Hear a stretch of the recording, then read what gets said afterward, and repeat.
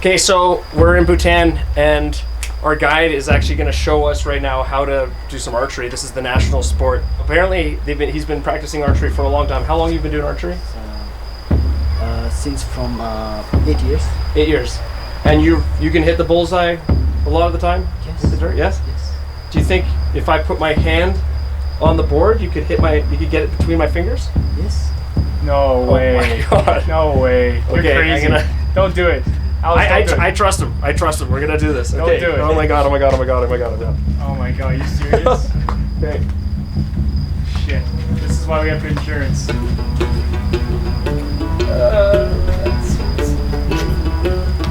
Oh my God. Crazy. Okay, so after Cambodia, we flew into Bangkok. Bangkok we've been using as a bit of a hub to jump around to different places on this trip through Asia. And then we had just one night there before we took off in the morning to Bhutan. Kuzuzambola!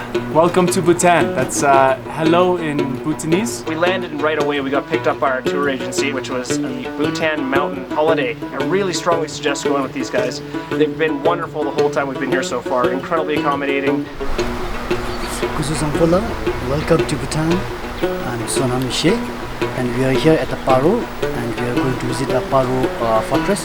The first day that we were there, we ended up going to this massive fortress. The fortress was told to me to have been built as some sort of protection in case of an attack, but while I was there, it really came across to me as if it was more of a religious place. A lot of monks were there. There was definitely religious artifacts, and just the layout and the architecture was really beautiful. But that was the first of 3 fortresses that we've been to, and they're really cool to check out. The thing about Bhutan is it's probably the best dressed country I've ever seen in my life.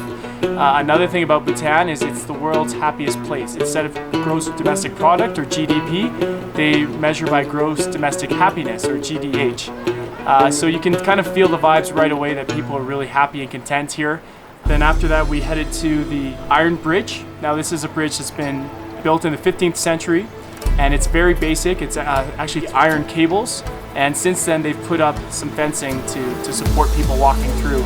But it's very basic, and has been built by a monk in the 15th century. And something very interesting is when you cross the Iron Bridge, they have 3 pegs.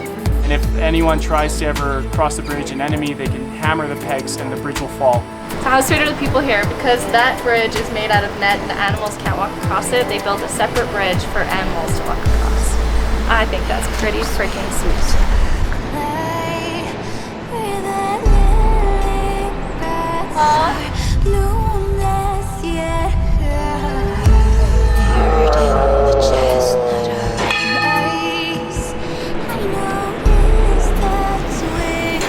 We headed down to the National Memorial Stupa, which is this beautiful, iconic structure. And the thing about it is you have all of these people walking around in clockwise around it. And apparently some people do it all day long. Some people do it between their lunch breaks. Others wake up in the morning, walk there all day long, go to bed. And you have to do it in clockwise formation. It's very important to go in clockwise. It represents good health and fortune.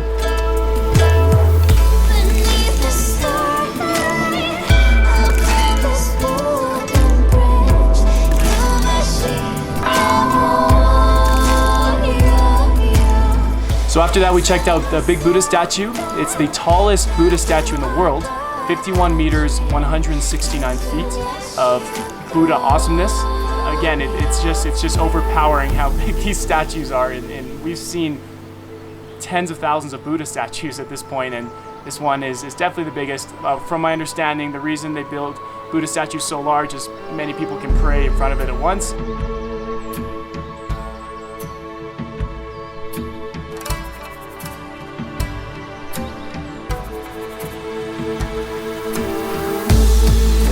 So the national animal in Bhutan is called a Takin, which is essentially a cross between a cow or a bull and a goat. It's a really interesting animal to look at because it's incredibly stocky and it has this head of a goat. But from a distance, when you're watching it walk, it looks like a bear or something. They're pretty impressive animals. Definitely very, very strong, and it's nothing like I've ever seen. Following that, we went to my favorite place, the Monastery of Fertility. And there seems to be a lot of significant artwork here on the walls, a lot of graffiti. A lot of penises everywhere. I think that's a really great symbolization for fertility. As you walk through these beautiful, beautiful rice fields, and when you get to this monastery, there's just penis structures everywhere. There's paintings on the walls, every shape, every form. The word penis in Bhutanese is po, so po was definitely the theme. The guy that created this, he was considered a bit of a madman, but the way the legend goes is that he traveled to this particular part of the land and he was chasing a demon, and the demon turned into a dog, and then he caught the dog, and I guess he killed it, and then he buried it right here. And that was in the 15th century. And so the name of the church, I can't pronounce it properly, but essentially the translation into English means the No Dog Monastery, although there is a dog right there. But this whole monastery is a place where people who seem to have a hard time having a child, they'll actually travel from around the world to this spot.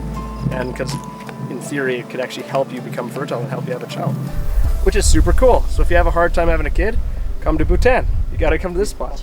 No Dog Temple. Finally, we ended up at Punakha Zong, which is considered the most beautiful fortress in all of Bhutan.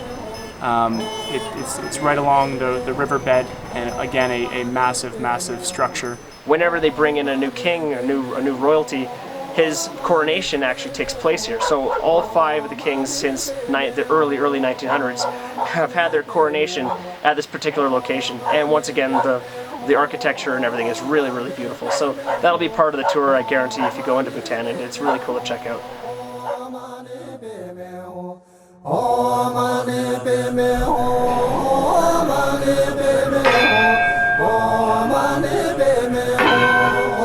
And then the next day we headed to the Tiger's Nest, which is where we are right now. And we've been hiking for about an hour, and it's very high altitude. It's really hard to breathe up here, but we'll just keep plugging along.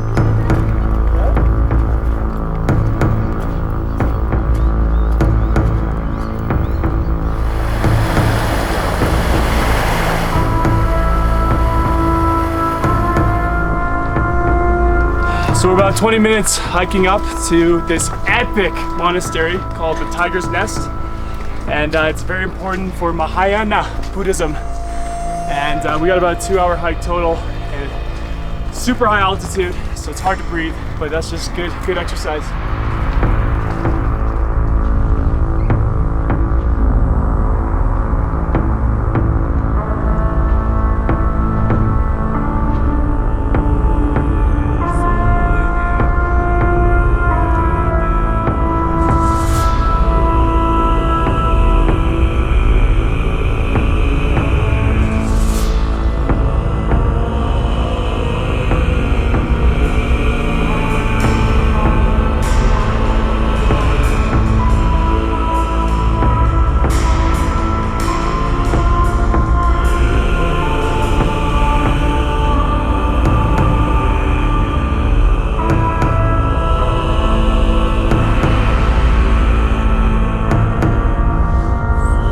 It actually got its name because apparently some guy flew a tiger here, and I don't know the rest of the story, but I know it goes something along the lines of him flying a tiger from one spot to another spot, and that they landed here.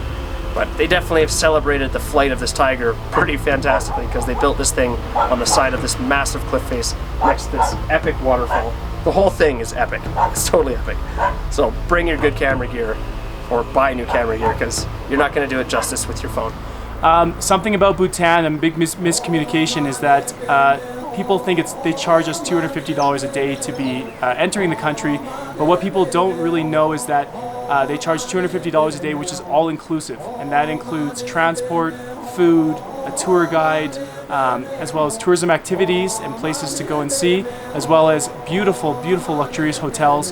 Everything's all inclusive, which actually makes Bhutan an affordable place, even for youth backpackers and youth travelers. After this, we're going to go and do some archery, and we're staying in a homestay this evening, and then tomorrow we fly back into Thailand, and we're going to go and rip it up on the beaches. But right now we're having a pretty cultural experience in Bhutan.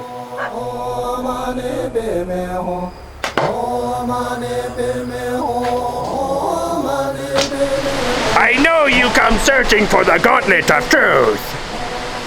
But in order to receive the gauntlet, you must answer 3 truths. First, the riddle of the warlock. You must answer second, the truth of the dragon's den.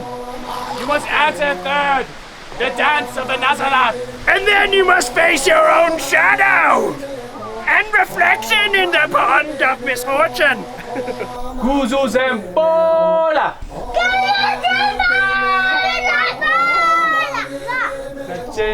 Hanuga.